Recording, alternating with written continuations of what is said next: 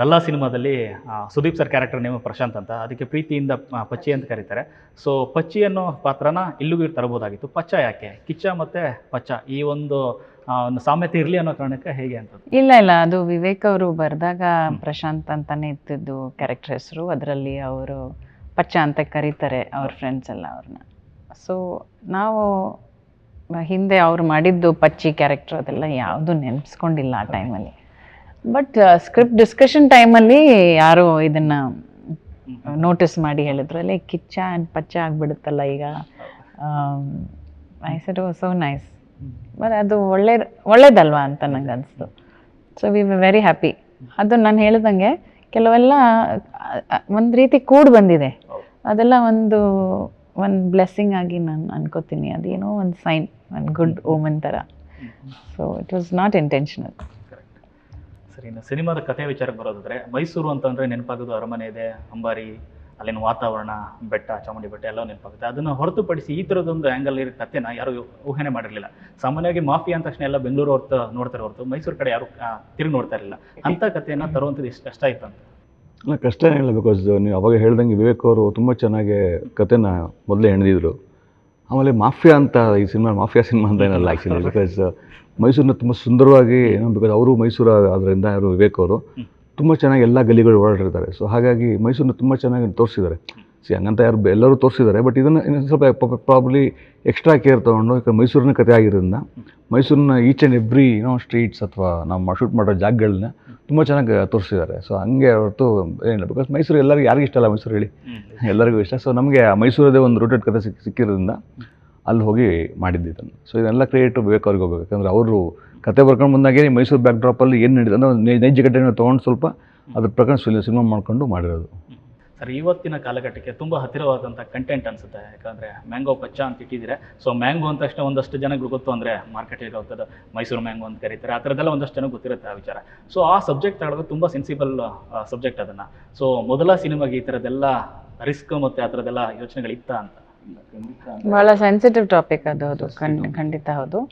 ಆದರೆ ಅದು ಒಂದು ಆ ಒಂದು ಇದ್ರದ ಬ್ಯಾಕ್ ಡ್ರಾಪ್ ಅಲ್ಲಿ ನಡೆಯುವಂಥ ಕಥೆ ಇದು. ಪಚ್ಚನ ಕಥೆ ಇದು. ಪಚ್ಚ ಇರೋದ್ರಿಂದ ಅದು ಹೇಗೆ ಪಚ್ಚನಿಗೆ ಅಫೆಕ್ಟ್ ಆಗುತ್ತೆ ಅಂತ ಒಂದು ಕಥೆ. ಸೊ ಅದು ಬರೀ ಒಂದು ಬ್ಯಾಕ್ ಡ್ರಾಪ್ ಅಲ್ಲಿರೋದು. ಪಚ್ಚನ ಒಂದು ಜರ್ನಿ. ಅವನು ಯಂಗ್ ಪ್ಲೇಫುಲ್ ಬಾಯ್, ಅವನಿಗೆ ಬೇರೆ ಯಾವುದೇ ಕೇರ್ ಇಲ್ಲ ಜೀವನದಲ್ಲಿ. ಸಡನ್ನಾಗಿ ಒಂದು ರೆಸ್ಪಾನ್ಸಿಬಿಲಿಟಿ ಬರುತ್ತೆ. ಅವ್ನು ಸಡನ್ನಾಗಿ ಏನೇನೋ ಡಿಸಿಷನ್ ತಗೊಳ್ತಾನೆ. ಅವನ ಜರ್ನಿ ಯಾಕೆ ಅದೆಲ್ಲ ಆಯಿತು, ಹೇಗಾಯಿತು, ಅದ್ರ ಕಡೆ ಗಮನ ಸೆಳೆಯಿತು ನಮಗೆ. This was just in the backdrop. ಸೆಟ್ಲಾಗಿರುತ್ತೆ.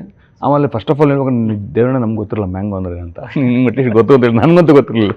So probably ಆಮೇಲೆ ಅವ್ರು ಅರ್ಥ ಮಾಡಿಸ್ದಾಗ ಗೊತ್ತಾಯಿತು ಮ್ಯಾಂಗೋ ಅಂದರೆ ಏನಂತ. ಸೊ ಕೇಳ್ದಂಗೆ ಸೆಟ್ಲಾಗಿರುತ್ತೆ ಅಷ್ಟೇ. ಬಟ್ ಸಿನಿಮಾ ಕಥೆನೇ ಬೇರೆ ಇದೆ. ಸೊ ಎಲ್ಲೋ ಬ್ಯಾಕ್ ಡ್ರಾಪಲ್ಲಿ ಅದು ಇರುತ್ತೆ. ಅದ್ರ ಜೊತೆಗೆ ಏನಕ್ಕೆ ಮ್ಯಾಂಗೋ ಪಚ್ಚ, ಅದಕ್ಕೆ ಪಚ್ಚ ಯಾಕೆ ಮ್ಯಾಂಗೋ ಪಚ್ಚ ಅದಂತಾನೆ ಸಿನಿಮಾ. ಸೊ ಹಾಗಾಗಿ ಅದಾದಮೇಲೆ ಅದ್ರ ಪರಿಣಾಮಗಳೇನು, ಸೊ ನಾವು ಹೇಗಿರ್ಬೇಕು ಸಮಾಜದಲ್ಲಿ ಅನ್ನೋದು ಕಲಿಸ್ಕೊಡೋ ಒಂದು ಕಥೆ ಇದು.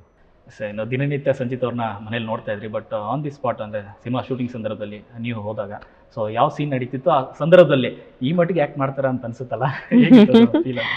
ಫಸ್ಟ್ ಶಾಟಿಗೆ ಹೋಗಿದ್ದೀನಿ. ಫಸ್ಟ್ ಡೇ ಮೈಸೂರಲ್ಲೇ ನಡೀತಾ ಇತ್ತು.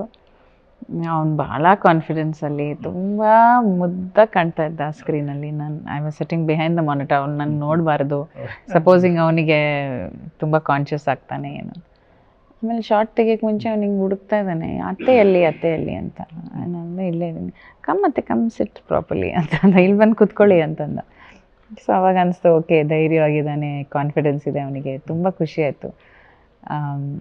ಅವನಿಗೆ ಒಂದು ಟೆನ್ಷನ್ನೇ ಇರಲಿಲ್ಲ, ಒಂದು ನರ್ವಸ್ನೆಸ್, ಅಂದರೆ ಹೊಸಬನಾಗಿ ಕ್ಯಾಮ್ರಾ ಮುಂದೆ ನಿಂತಿದ್ದೀನಿ ಅಂತ ಒಂದು ಫೀಲೇ ಇರಲಿಲ್ಲ ಅವನಿಗೆ. ಯಾಕಂದರೆ ಆ ವಾತಾವರಣದಲ್ಲಿ ಇದ್ದಿದ್ದಲ್ಲ ಅವನು. ಸೊ ಬಹುಶಃ ಇದು ನಮ್ಮ ಮನೆ ಥರ ಅವನು ಅಂದ್ಕೊಂಡು ಹಿ ಈಸ್ ವೆರಿ ಕ್ಯಾಶುಯಲ್ ಆಗಿ ಮಾಡಿದ್ದಾನೆ. It was a very important scene also. ತುಂಬ ಚೆನ್ನಾಗಿ ಮಾಡಿದೆ. ಸೊ ಮೈಸೂರು ಅಂತ ತಕ್ಷಣ ನಿಮ್ಗೆ ನೆನಪಾಗುವಂಥದ್ದು, ಯಾಕಂದರೆ ಸುದೀಪ್ ಸರ್ಗೂ ಭಾಳ ಹತ್ತಿರದಂಥ ಇದು. ಮೈಸೂರು ಅಂತಂದರೆ ಹಳೆ ನೆನಪುಗಳ ಹೇಳ್ತಾ ಇದ್ದು. ಸೊ ಒಂದಷ್ಟು ಸಿನಿಮಾಗಳ ಶೂಟಿಂಗ್ ಅಲ್ಲೂ ಕೂಡ ಆಗಿದೆ. ಸೊ ಅದೇ ಥರ ಅಂದರೆ ಹುಚ್ಚ ಸಿನಿಮಾನೇ ಆಗಿದೆ ಆ್ಯಕ್ಚುಲಿ ಟಿ ನರಸೀಪುರ ಆ ಕಡೆ ಒಂದಷ್ಟು ಭಾಗಗಳಲ್ಲಿ.